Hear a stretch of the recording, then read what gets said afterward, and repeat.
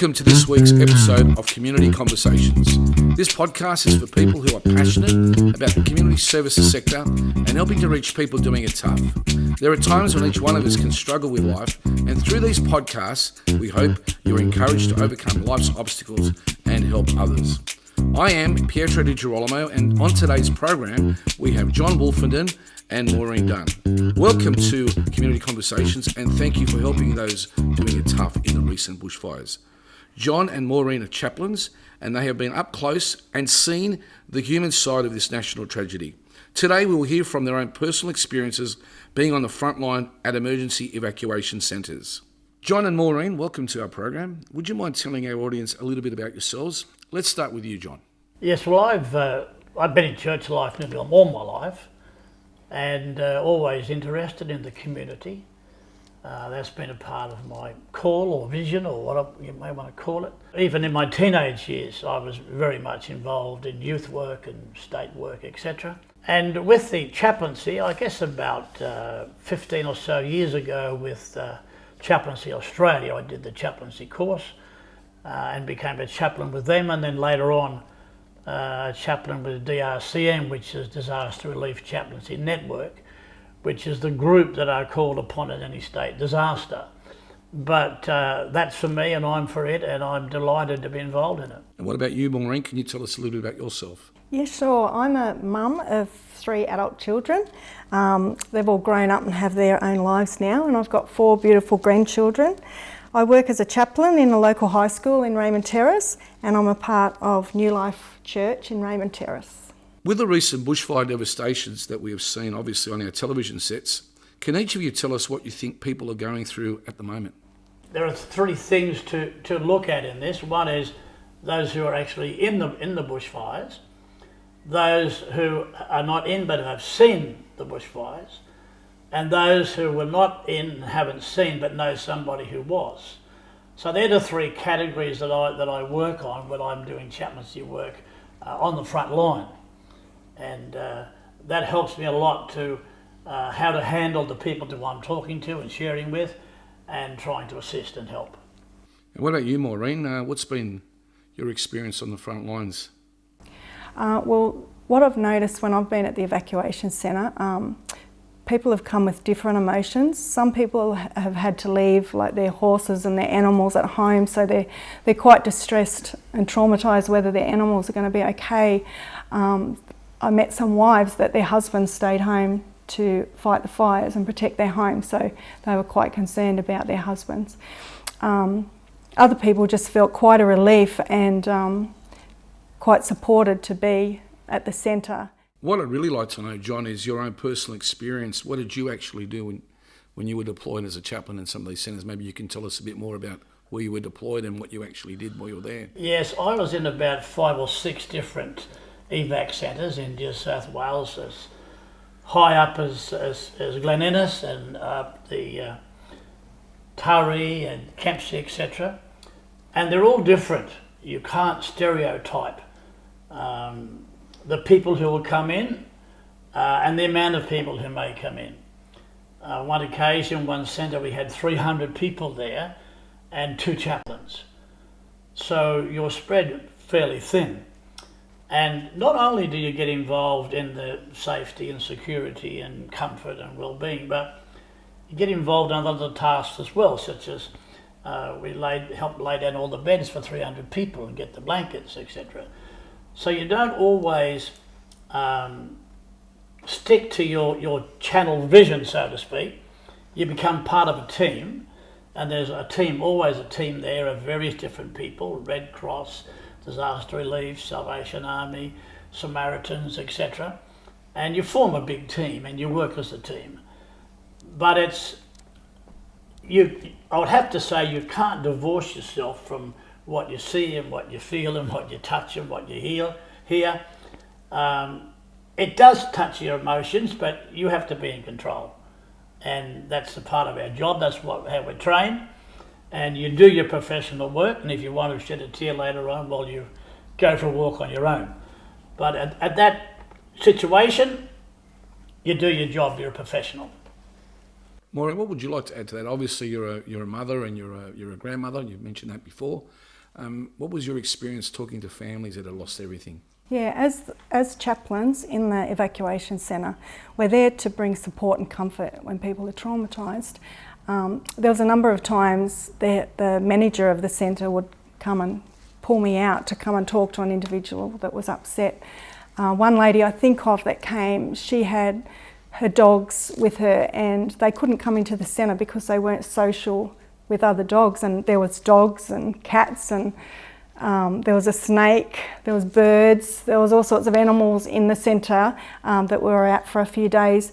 And so this lady came, and because her dogs weren't social, she couldn't bring them inside, so she was quite upset. So the manager came and asked me to come out because the lady was outside in tears walking back to her car. So I said, well, let's try and find somewhere we can put your dogs. So we walk around the back and we tied them up in some shade, gave them some water down there, and then I took her inside and just sat with her while she had something to eat, because they supply meals.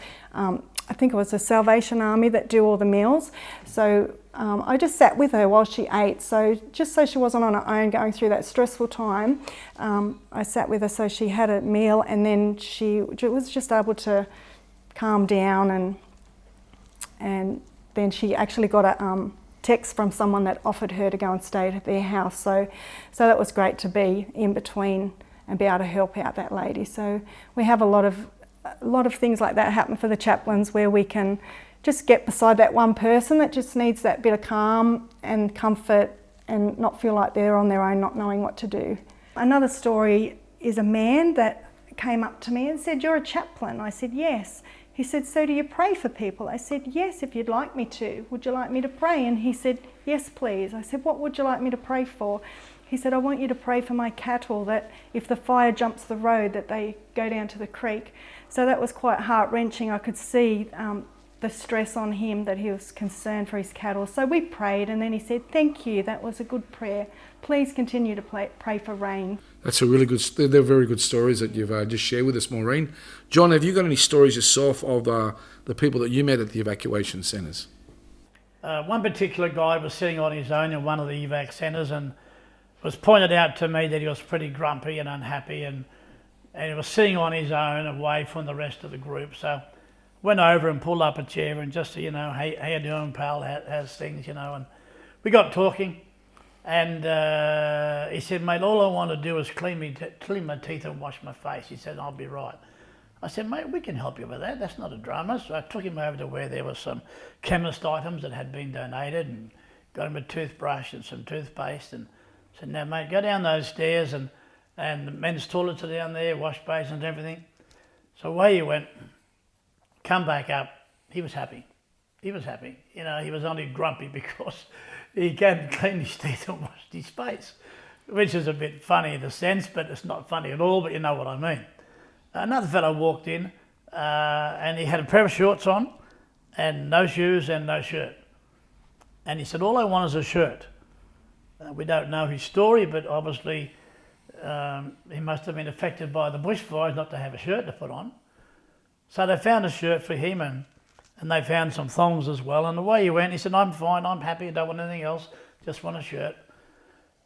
So you don't know the story behind the stories, but they're all there. And I've even played cards with a small group of people and told a few jokes and got them laughing. And when they're laughing, well, I just move on. That's my job done in that.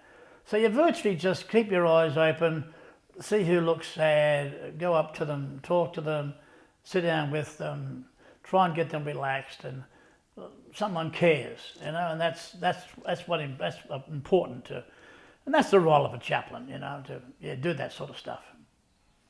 You both talked about the evacuation centres. Can you describe for us, those of us that haven't been to the evacuation centre, what do they look like? Is there some kind of process of people that are coming in, like the gentleman there with the shorts and no shirt?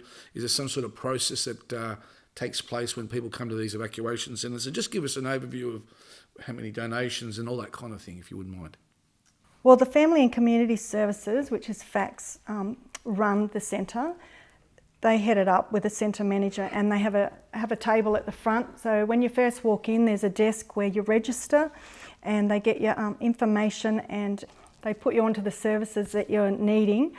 They've got the Salvation Army is there, Samaritans are there, Red Cross is there. Every need you could possibly want, from nappies to clothing to bedding. In the Taree one, on one end of the room where there was mattresses just everywhere during the day. They're all stacked up, and then as evening comes they put them down. And then in the middle of the room there's lots of tables and chairs where everyone's sitting. Like, it's a big community atmosphere there. And then there's the outside where the smokers go, or because it's not really fresh air outside because it was so full of smoke. But some people that go outside throughout the day. And it's a real community atmosphere. And out in the car park even, there's a lot of cars, and a lot of people choose to sleep in their cars, and they know it's a safe place, so they'll drive their cars to the evacuation site and sleep in the car. We had community, one morning actually I went out to the car park to tell them breakfast had been cooked if they wanted to come in, and they started telling me stories about locals in the area that had driven the night before with stacks and stacks of boxes of pizza and so many bottles and crates of water, just handing them out to everyone that was out. So it was just amazing, just the community support and love that generates in a time of crisis. Yeah, that's incredible. Yeah. What you both are doing. How do you prepare for deployment out in the field? I don't know. Is it a paid role? Is it voluntary? How does it work? With DRCN, it's a voluntary role.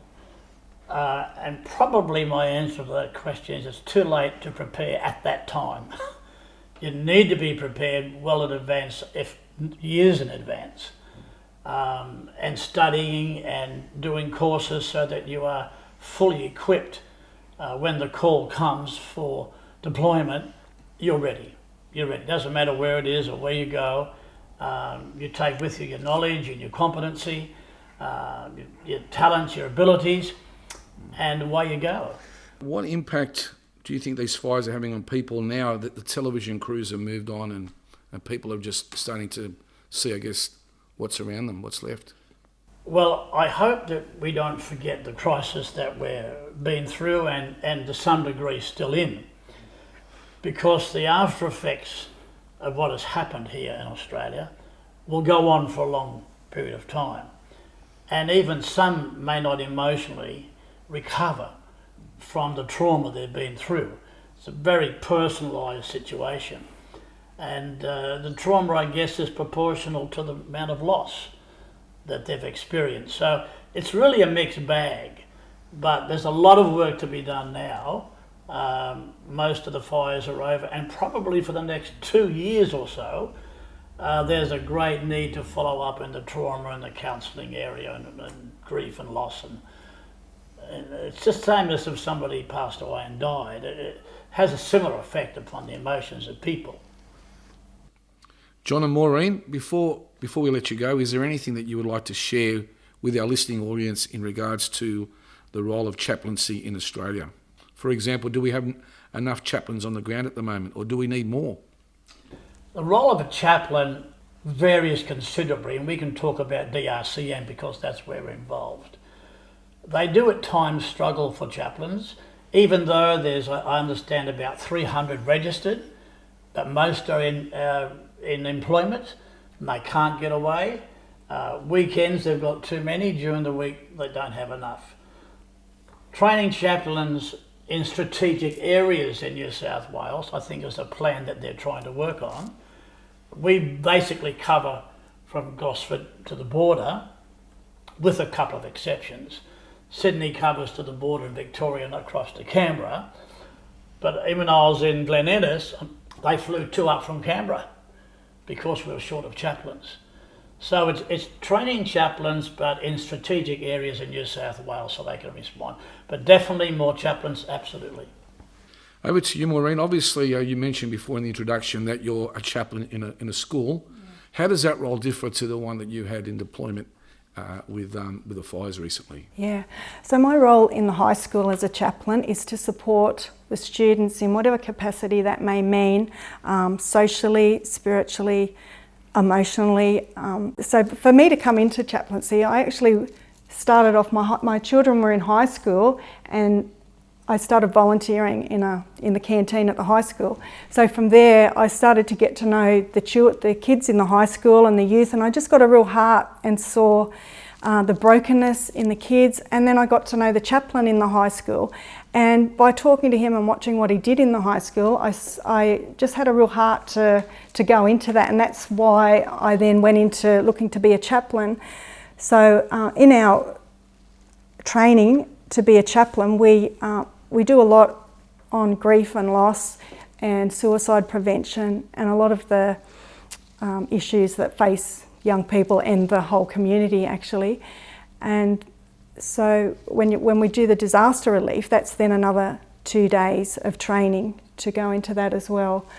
So in the high school, I've ran some groups with grief and loss, children that have gone through that. And the good thing about those groups is the kids that do it, they realise that they're not the only one going through those kind of, when they've had a death of a parent or a loved one, they realise they're not the only one going through that, but there's others that then brings a bond in and then helps them realise that they're normal and that they support each other in those groups as well. So Maureen, if the chaplain wasn't there, as you're saying, if the chaplain wasn't at the school, who would actually provide the services to the students? And why do students feel a lot more comfortable speaking to a chaplain as opposed to other teachers or other professionals within the education system? Well, my role as a chaplain in the school, I'm in between like the God person and the counsellor. I'm not there to counsel people and I'm not there to speak about God to people. I'm there to support the students in what way they need support. I've had students come up to me and say, can I speak to you? I've seen you speaking to my friend and you seem really nice. So it's just being that friendly person, because sometimes they do go through issues where they don't want to talk to their friends and or a teacher. And I'm just that person that they can confide in and it's confidential. So I'm just wondering, for those of us that don't know, how did chaplaincy get started? Has it been around for a while? Is it just a new thing that's happened recently? John, would you like to just give us a bit of an overview on chaplaincy in this country and from your perspective? Well, Chaplaincy Australia was birthed by a lady called Anne Giuliano, and she had this vision to create a national identity for chaplains.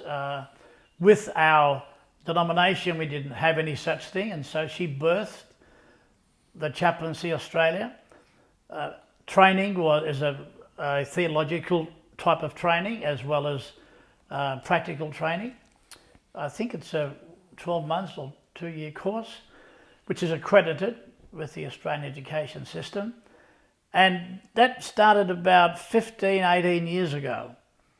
And it's just grown and grown and grown and grown since. And there are quite a number of registered chaplains with Chaplaincy Australia. And quite a lot of those have also registered and done the course with DRCN. And so they fulfil roles in both areas, DRCN as well as Chaplaincy Australia. Chaplaincy Australia do a lot of hospitals, ambulance chaplaincy, police chaplaincy, all that sort of thing, St John's Ambulance, and it's and all of those, and they're mainly all voluntary too. They're not paid roles, they're voluntary roles, and people get into chaplaincy because that's where their heart is. That's what they want to do. It's not a chore. It's not difficult. It wouldn't matter if you were called out 3 times a week or 3 times a month, or you're away for a fortnight. That's where your heart is. It's in the community, and that's why we do what we do, because that's what we love. So can anyone become a chaplain, Maureen? You can be of any faith to be a chaplain. It's not just for Christians, but you do need to be in some sort of a faith. You also need to have a letter of recommendation from whichever religious body you're with. For instance, I was in some chaplaincy training and there was an Islamic guy there who was trained to be a chaplain. So it's not linked to any particular denomination. It's right across the board, and for various reasons, because each chaplaincy role title can change what you do and what you're allowed to do. So it's really a vast area, and one that is very much needed in the community, and people feel safe with chaplains. So how do people normally approach a chaplain if they've never actually had a conversation with one before? Most people seem to warm to chaplains who have got grey hair on their head, that they feel comfortable with that person who's been through life experiences, etc. That's not saying that young people can't be chaplains, definitely not. They certainly can be, and we need them. We need young chaplains, especially if there's a lot of teenagers and young people around. So the mix is there. But a lot of people in mature age would go to someone with grey hair because they relate to that age group. We also wear the vests which have chaplain written on it, so it's quite clear who the chaplains are. Yeah. Especially in the situations with the disaster, they know who we are, they know who to come to. That's brilliant. Thank you so much for being on our program today on Community Conversations. We want to thank you for tuning into our podcast on Community Conversations. If there's anything today that has caused you distress, please contact Lifeline on 131114 or reach out to Chaplaincy Australia through their various websites. If you'd like further information about our podcast, please contact us through this channel. Thank you for listening. Have a great day, and remember, be kind to each other.